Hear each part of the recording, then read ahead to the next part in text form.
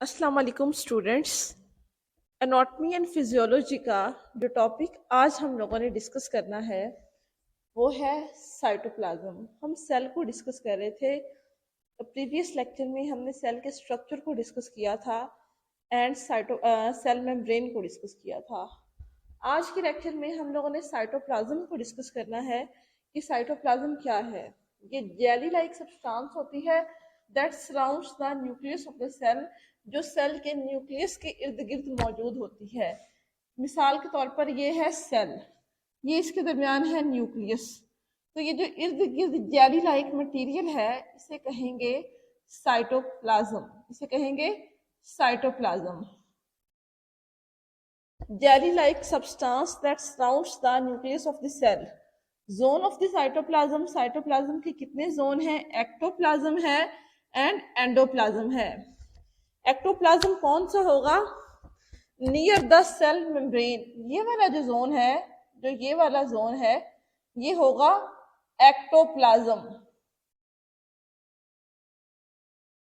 और जो ये वाला जोन होगा, ये वाला, ठीक है, ये होगा एंडोप्लाज्म।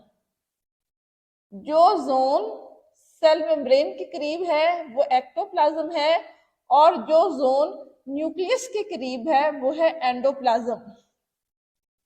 फिर हम लोग डिस्कस करेंगे न्यूक्लियस को कि न्यूक्लियस जो है वो क्या है। Every cell in the body, जिस्म के अंदर जितने भी सेल हैं, कंटेन न्यूक्लियस। इनके अंदर जो है वो न्यूक्लियस मौजूद होता है with the exception of mature erythrocytes. Mature erythrocytes जो होते हैं, जो रेड ब्लड सेल्स होते हैं मैच्योर, उनके अंदर जो है वो न्यूक्लियस मौजूद नहीं होता। बाकी जितने भी बॉडी के अंदर सेल्स हैं सब के सब में न्यूक्लियस जो है वो मौजूद होता है। ठीक है, every cell in the body, जिस्म के अंदर जितने भी सेल हैं, कंटेन न्यूक्लियस, उन सब के अंदर न्यूक्लियस मौजूद होता है। इसमें नहीं होता आरबीसीज में, यानी कि रेड ब्लड सेल्स में नहीं होता। स्केलेटल मसल्स, वो वाले मसल्स जो स्केलेटन के साथ अटैच होते हैं, और कुछ अदर सेल्स जो हैं इनके अंदर एक से ज्यादा न्यूक्लियस भी मौजूद होते हैं। सेवरल न्यूक्लियाई से मुराद ये है कि इनमें कई न्यूक्लियस जो हैं वो मौजूद होते हैं। अब न्यूक्लियस के बारे में और क्या इसकी कैरेक्टरिस्टिक्स हैं और क्या इसकी फीचर्स हैं। Nucleus is the largest organelle. Nucleus जो है वो लार्जेस्ट ऑर्गेनेली है। सेल के अंदर जितनी भी ऑर्गेनेलिस मौजूद हैं, सबसे बड़ी जो ऑर्गेनेली है वो न्यूक्लियस है। And it surrounds the nuclear membrane, और इसके इर्द गिर्द न्यूक्लियर मेम्ब्रेन होती है। जैसे कि ये न्यूक्लियस है ना, ये वाला अंदर वाला न्यूक्लियस है, तो इसके इर्द गिर्द जो है वो न्यूक्लियर मेम्ब्रेन है। ठीक है, बारीक झिल्ली है जो इसको साइटोप्लाज्म में मिक्स होने से बचाती है।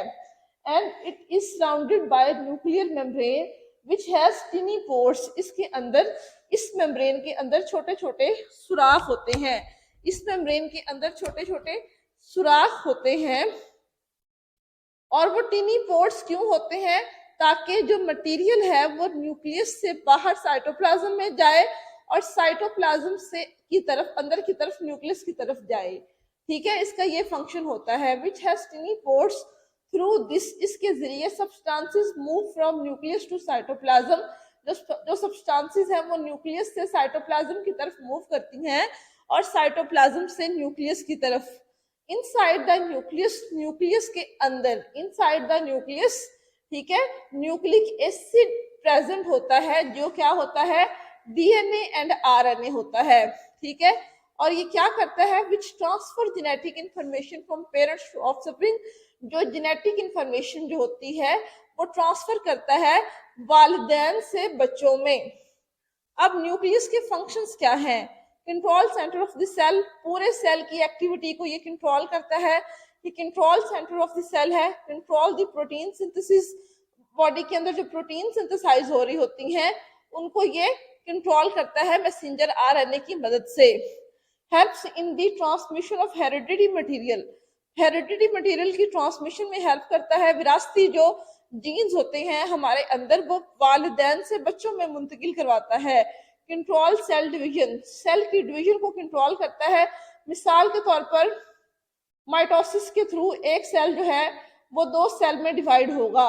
ठीक है, और मियोसिस के थ्रू एक सेल जो है वो 4 सेल में डिवाइड होगा, ठीक है। तो सेल की डिवीजन में भी ये अपना किरदार अदा करता है। Control the activity of the cytoplasm, cytoplasm की एक्टिविटी को भी ये कंट्रोल करता है। हम लोग सेल के स्ट्रक्चर को डिस्कस कर रहे हैं। प्रीवियस लेक्चर में हम लोगों ने सेल के स्ट्रक्चर को डिस्कस किया था, सेल मेम्ब्रेन को डिस्कस किया था। आज के इस टॉपिक में हम लोगों ने साइटोप्लाज्म के कुछ कैरेक्टर्स को देखा है और न्यूक्लियस को डिस्कस किया है। Thanks for watching.